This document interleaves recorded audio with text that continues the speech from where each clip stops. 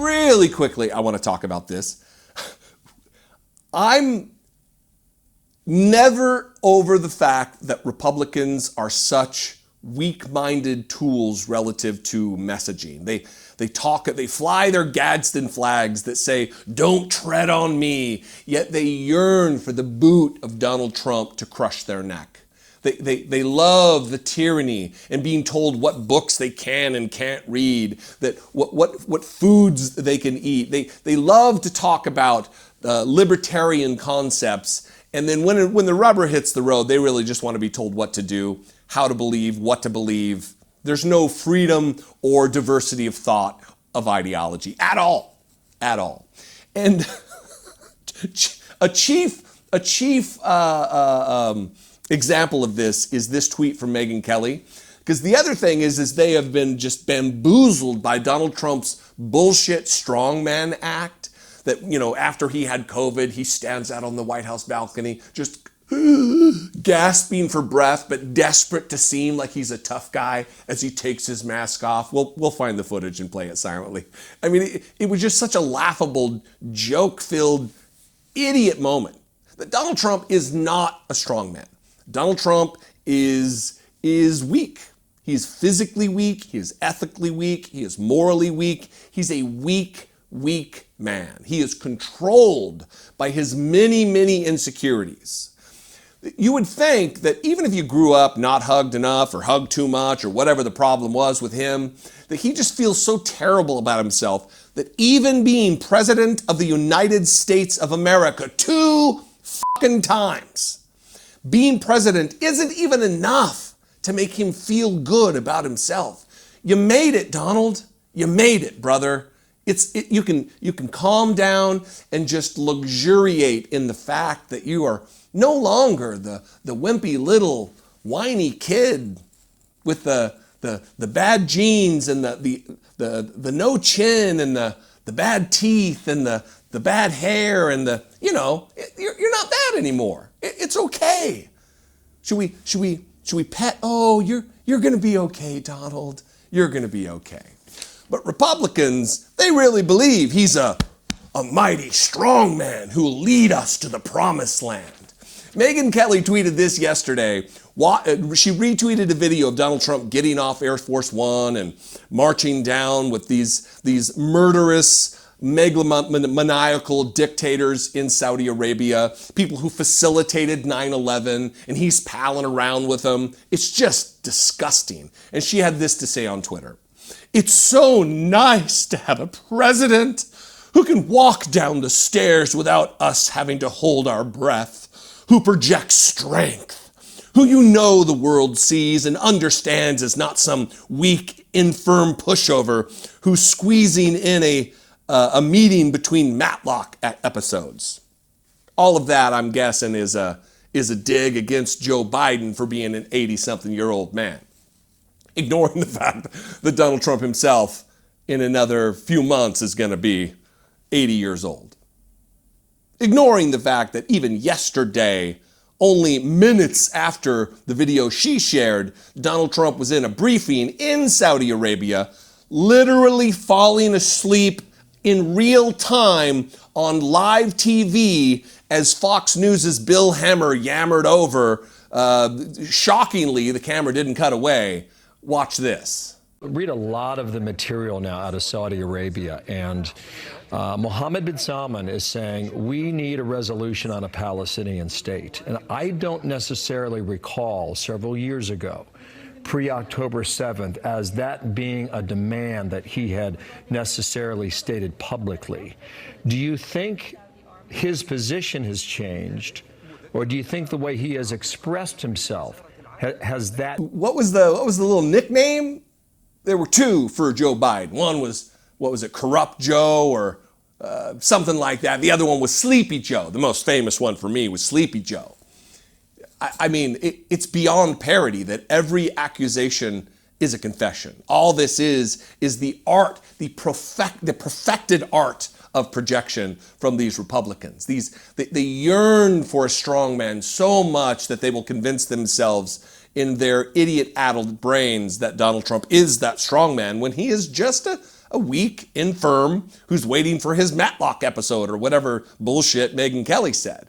Has she also forgotten the past of Donald Trump almost tripping, walking up the stairs? I mean, she wants to malign Joe Biden for possibly tripping on the stairs. Has she never tripped? I've tripped. Donald Trump, he certainly tripped. Just like anybody else, walking up to the podium here and, it's Donald Trump. Whoa. It happens to everybody. It's not you have to be 80 to trip. But this is what they would have you believe. The other thing that I'm sure she's forgotten is that Donald Trump is, one, old, two, can't be bothered by operating basic mechanisms like the rest of us. When he walked up Air Force One, remember, and he gets to the top and it's raining and he's holding an umbrella, and rather than just deal with it, he just leaves it at the top of the stairs and enters the plane. Apparently he does believe he's a king.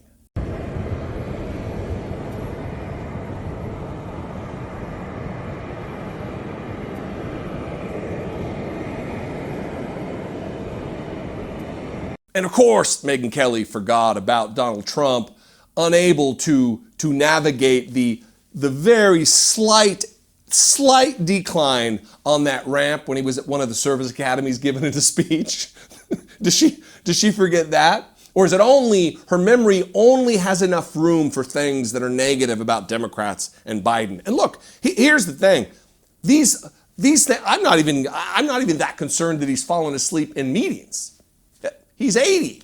He's gonna fall asleep. He's fucking old. We shouldn't have an 80-year-old president. This is part of the problem with having someone in that advanced an age as president of the United States. It's not necessarily a cognitive decline because you fall asleep. It's physiological. So I'm not even making fun of Donald Trump for falling asleep or tripping on stairs. I've fallen asleep while sitting down. I've tripped on stairs. I can manage an umbrella pretty well, so I can't speak to that. But the thing I'm complaining about here is the cult of the right wing, the projection, the lies, the inability to do the thing I'm doing here, which is treat each side as fairly as the other. But they don't have that in them.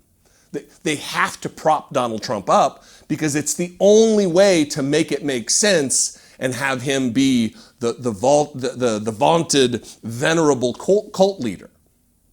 The only way. But the problem is we don't treat our leaders like that. I don't have a Joe Biden flag. I didn't put a Joe Biden sticker on anything. I didn't put up a yard sign. They wrap their cars in gaudy Trump stickers and airbrush his head on top of Rambo's bot. It's a fucking cult. Megyn Kelly is a high priestess in the cult of Donald Trump. Whether she admits it or not, it's obvious. Oh, it's so great to once again have a strong man leader who the world respects. The world not only does not respect Donald Trump, they don't respect the United States anymore.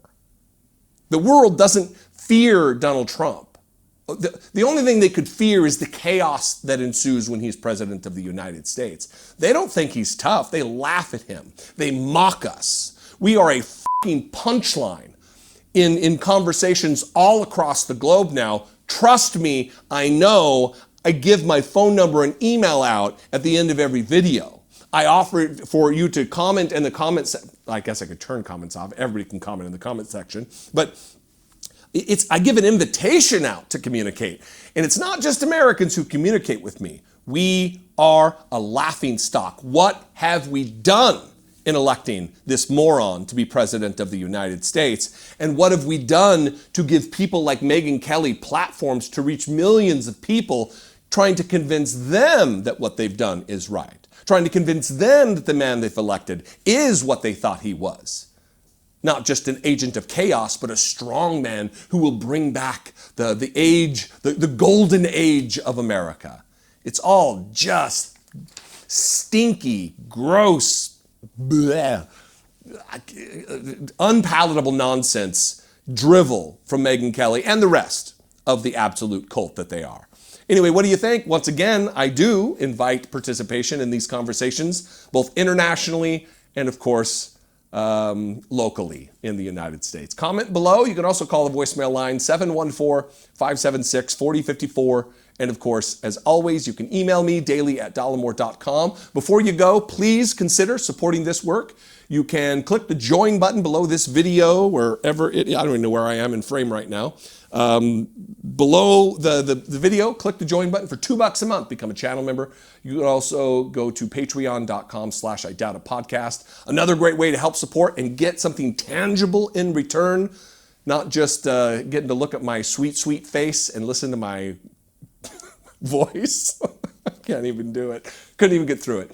Go to Dollemore.com. Check out, we have mugs and stickers and totes and t-shirts. Great activist conversation starters. I'm going to be wearing my Fight Poverty Not the Poor shirt right here in Boise, Idaho. We'll see what kind of conversations we start, or at least dirty looks that I get.